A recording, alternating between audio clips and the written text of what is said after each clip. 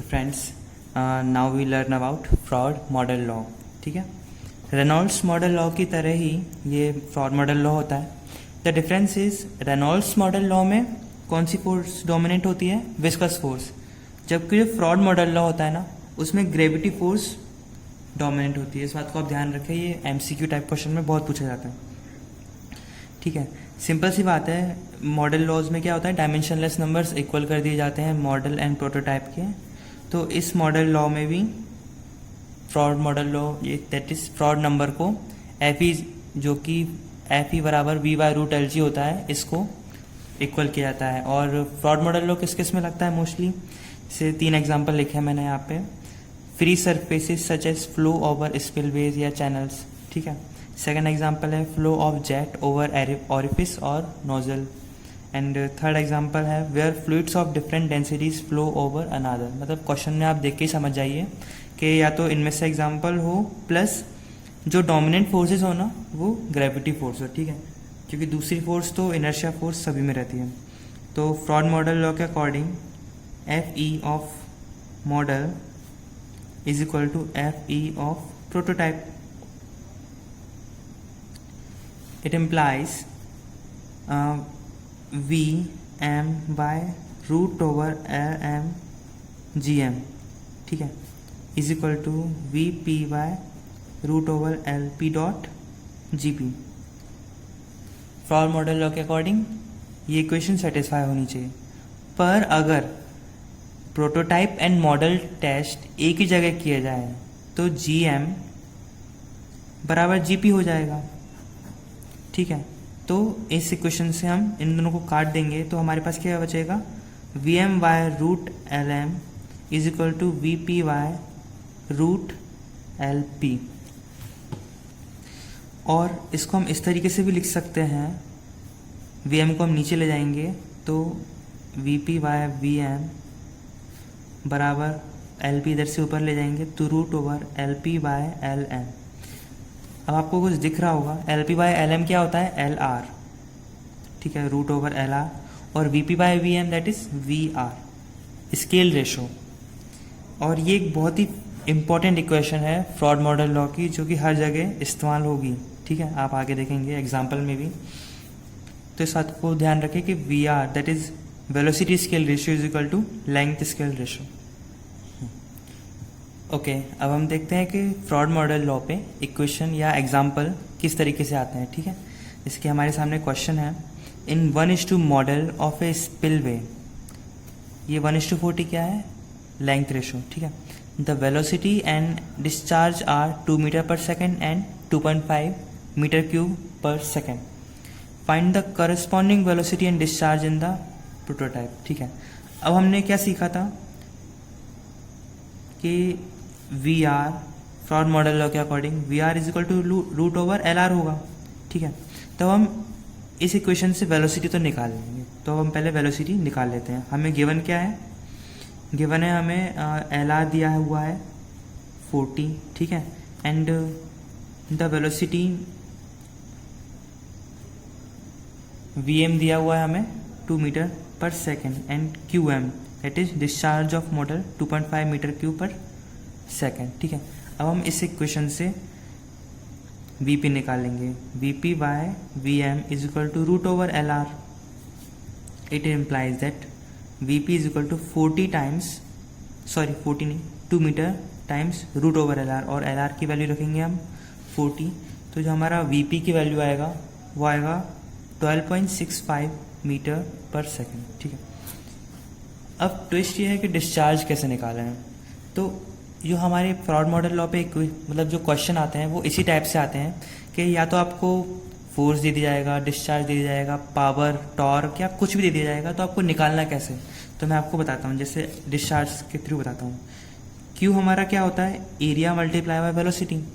ठीक है, आपको ना इनको इस तरीके से तोड़ना है कि ये वेलोसिटी या लेंथ इनके टर्म्स में जो हमारा फॉर्मूला है वो आ जाए. ठीक है, तो एक को क्या लिख देंगे हम? L square.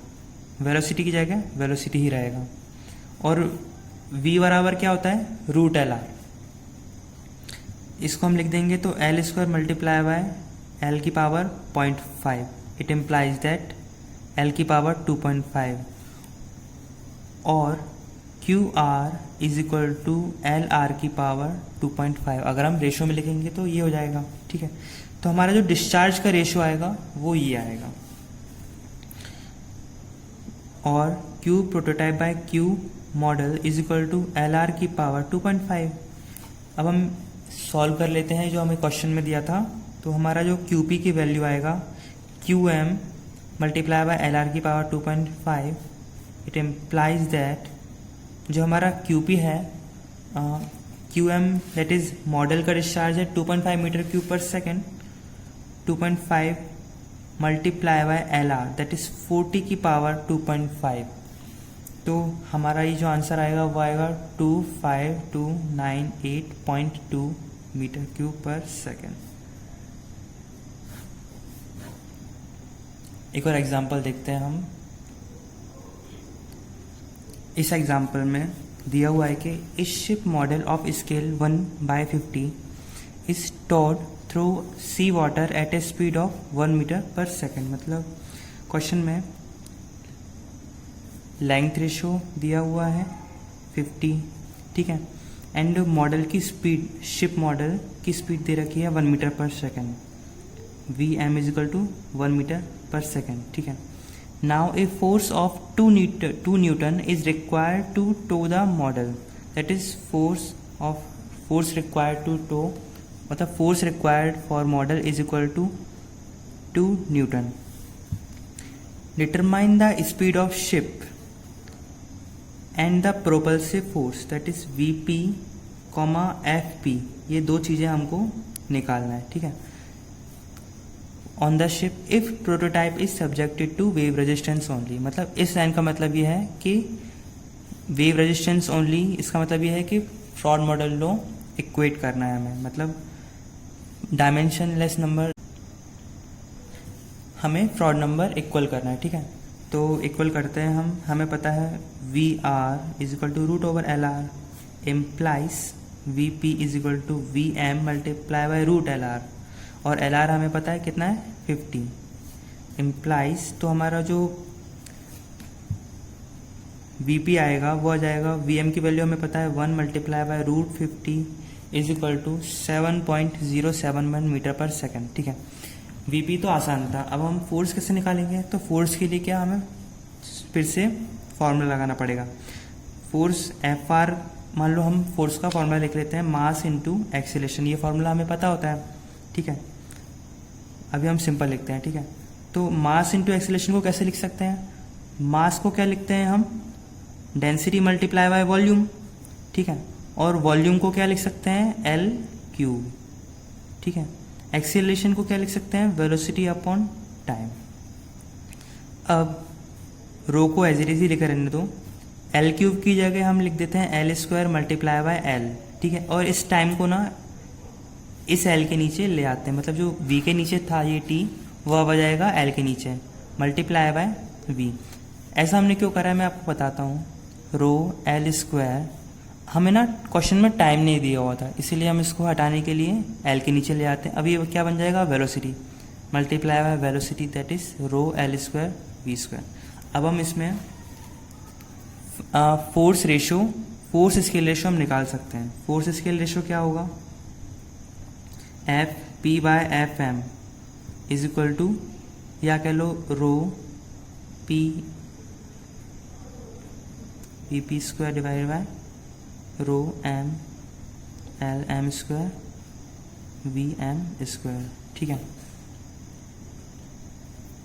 इस क्वेश्चन में क्या rho P is equal to rho M है, क्योंकि सी वाटर ही है मॉडल एंड प्रोटोटाइप दोनों जगह, तो इसलिए ये कैंसिल कर देते हैं हम, ठीक है। और Fp is equal to Fm multiply by LP by LM, that is LR का स्क्वायर, ठीक है। और VP बाय VM का square is equal to VR का स्क्वायर, और VR का स्क्वायर क्या होता है? LR। कैसे? हमें पता है VR is equal to root LR, therefore VR square is equal to LR square, LR that is, ठीक है। तो हम यहाँ पे V स्क्वायर VR स्क्वायर की जगह LR लिख देंगे, ठीक है। तो Fp हमारा क्या आ जाएगा? एफ एम, और एफ एम की वैल्यू हमें पता है कितना है 2 न्यूटन। तो हम इसको यहाँ पे 2 रख के और एल आर क्यूब कर देंगे। एल आर कितना था 50। तो हमारा जो फोर्स बाय प्रोटोटाइप आएगा वो आएगा 25000 Newton. That is the final answer. तो इस तरीके से आप लोगों को फॉर्मूला लगा के एल आर और वेलोसिटी में कन्वर्ट करके आपका आंसर आ जाएगा। So please like share and subscribe my video. Thank you.